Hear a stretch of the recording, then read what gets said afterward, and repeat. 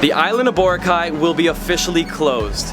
Now that was a shocking decision that was made roughly 6 months ago that would close down one of the most well-visited and profitable islands in the entire Philippines. It was a business decision that would cost them nearly $1 billion. But why?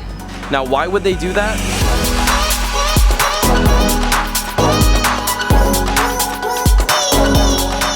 The main reason it got shut down was basically this. Boracay for the longest time has been a place of tourism. It has quickly boomed into what it is today, and a lot of the businesses were not complying with the regulations, such as disposal of sewage. One of the biggest issues was actually a little disgusting, was that they were just basically dumping their sewage directly onto the beaches that many of the tourists were also swimming in. And so, yeah, it was right. The president was actually quoted calling the island a cesspool. Boracay is a cesspool. His words, not mine. Now, I've been to Boracay, it's beautiful. Was it filthy? Yes, a little bit. It wasn't the cleanest island, and so, to their credit, they actually ended up making a very tough decision to close the island down completely, 100% switching off the valve. No tourists are permitted inside of Boracay for this 6-month period to try to get it on the right track. So Kathy and I, hello. We're going to Boracay today to see if it was all worth it. Let's see if the change has been real and significant. Never in my life have I missed a flight until right now.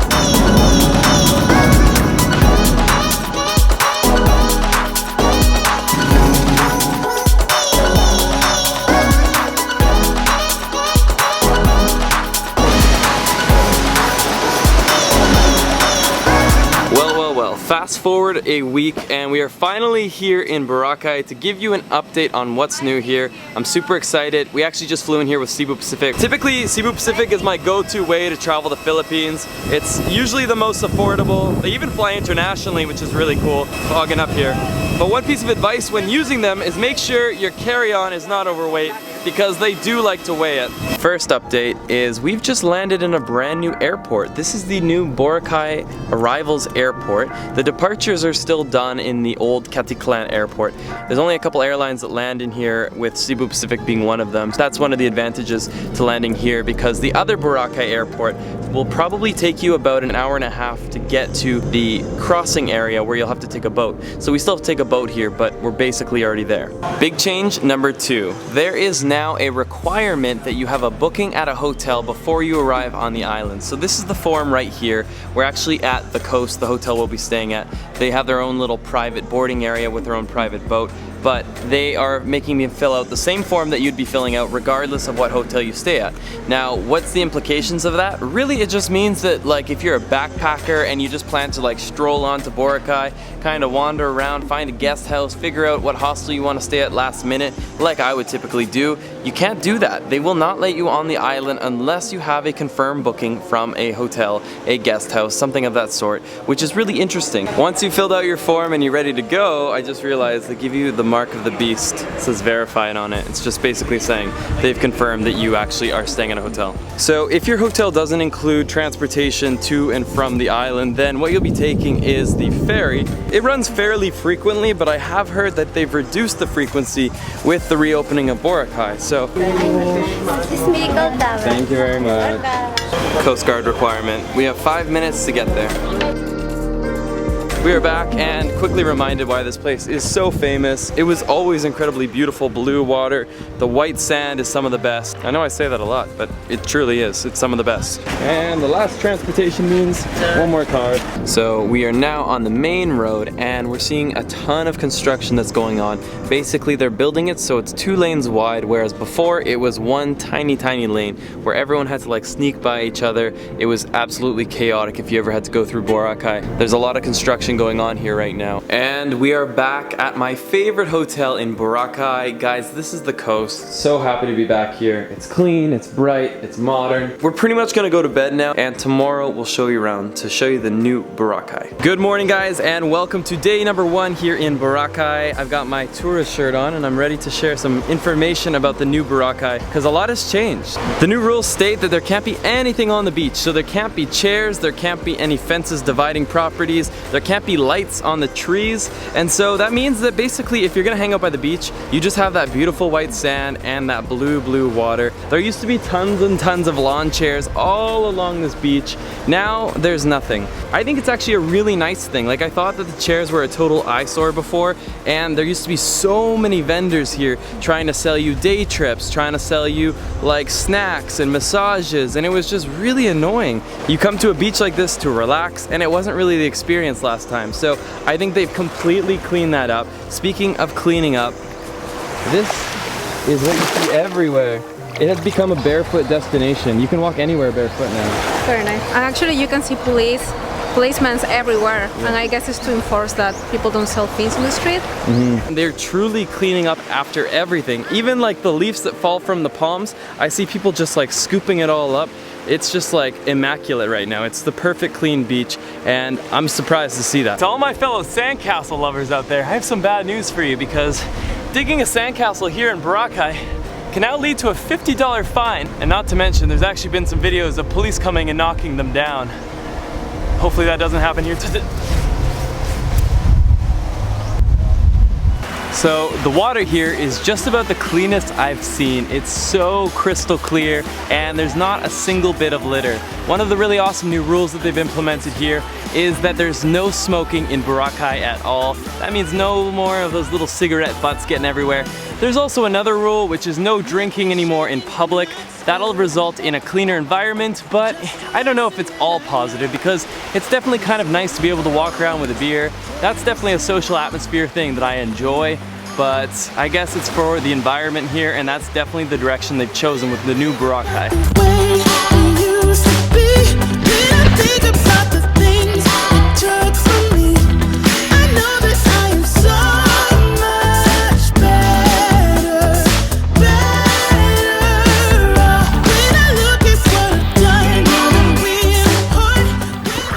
So there is one last thing I have to warn you about the waters here in Boracay. It's that they have these really horrible leeches.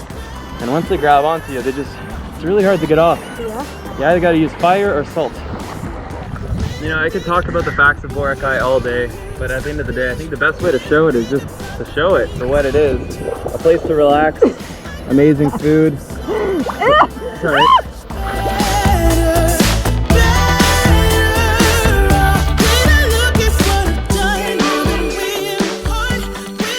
Since the changes, this is a truly world-class beach. Now there's one thing that didn't change about Boracay, and that is good food.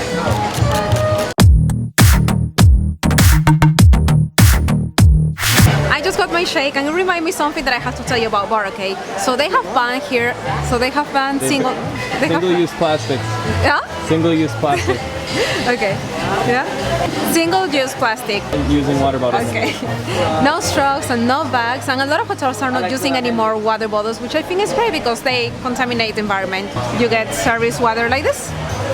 Now, there's one thing the Philippines does better than any other country, and that is without a doubt their sunsets. Every single night, night after night, you can expect to see beautiful infernos, incredible clouds, and tonight is no exception. We just finished up dinner at the Coast Restaurant, and no more than 10 feet away, we are right on the beach enjoying a world-class sunset. Tonight's is a piece de résistance.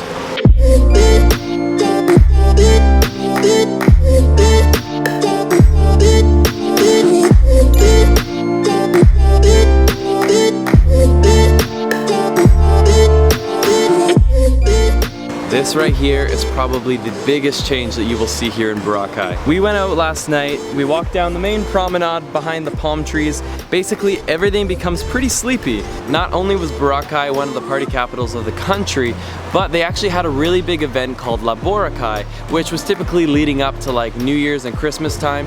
Now that event has been completely closed this year, and I have a feeling they're probably not planning to continue it ever again. It seems like the nightlife side of Boracay is something they're trying to totally dissociate themselves with, and I'm not sure it's ever coming back. Hey, you over there, stop partying. What is Boracay gonna look like moving forward? Well, the future is definitely very uncertain. One thing that has been announced is they're actually planning to implement e-vehicles, including cars and tricycles, to get people around the new main road they're building. So this is definitely an interesting sustainability push that they're making. They're obviously investing real money into making this all happen. Maybe they're trying to rebrand Boracay into this very sustainable island. It's definitely an interesting push in the right direction. Now here's where things get interesting. It's actually been quoted by a few of the officials that Boracay is actually just the first island that they plan to do this on. There's going to be many more island cleanups coming, and so I'm sure that has business owners all around the Philippines probably trembling in their shoes, because let's face it, this is a scary thing to deal with. As a business owner, having your island completely shut down indefinitely is the last thing you want. Now with that being said, they haven't exactly said where it will be next, but based on my experience in the Philippines, there's one place that immediately comes to mind, and that is El Nido. El Nido is just like Boracay in the sense that it was a tourism hub that grew up a little too quickly. It grew faster than the infrastructure could keep up with,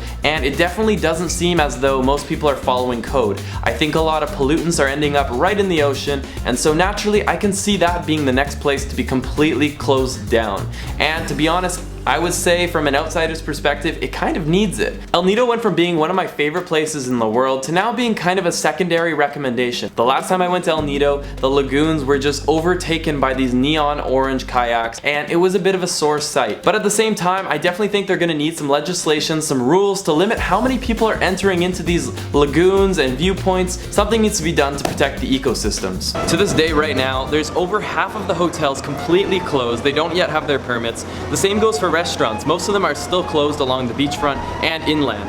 So a lot of these business owners are really suffering right now. They're not making any money. They have huge overhead of rent. Some of them are still paying employees. Now the employees also suffered a lot. A lot of them that were working in businesses just like this one had to go find work for that 6-month period, not knowing exactly when Boracay would reopen. So a lot of people went back to their home provinces. They found temporary work, of course making a lot less money than they would have made here. For the local people that do call Boracay home, that have grown up here, well, they actually had a program in place where they could basically do beach cleanup.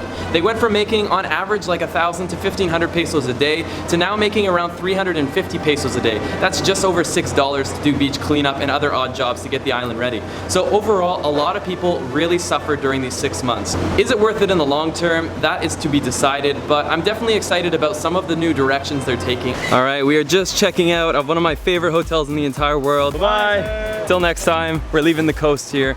Such an awesome stay. And this is kind of an interesting update. So this morning, there was like all these helicopters circling really closely by, and I was like, that's kind of odd. Considering they banned all like the water sport activities, like what are the helicopters doing so close to the beachfront here? And so it turns out that the same person that closed down this beach, this island, probably about 8 months ago, is also the one who's now visiting. President Duterte is currently here in Boracay, and so it means we actually have to walk a little bit further to get to our transport because they have the entire main road closed, even more closed than it currently is. So that leads us to our final question. Who is Boracay for? Or at least the new Boracay? Well, in my opinion, it's definitely no longer for those who want to party, and it's probably not for people who are on a budget. Now, what that leaves you with is people that want to relax by one of the world's most beautiful beaches, and one of the beaches that's now being preserved better than I would say any island I've seen yet.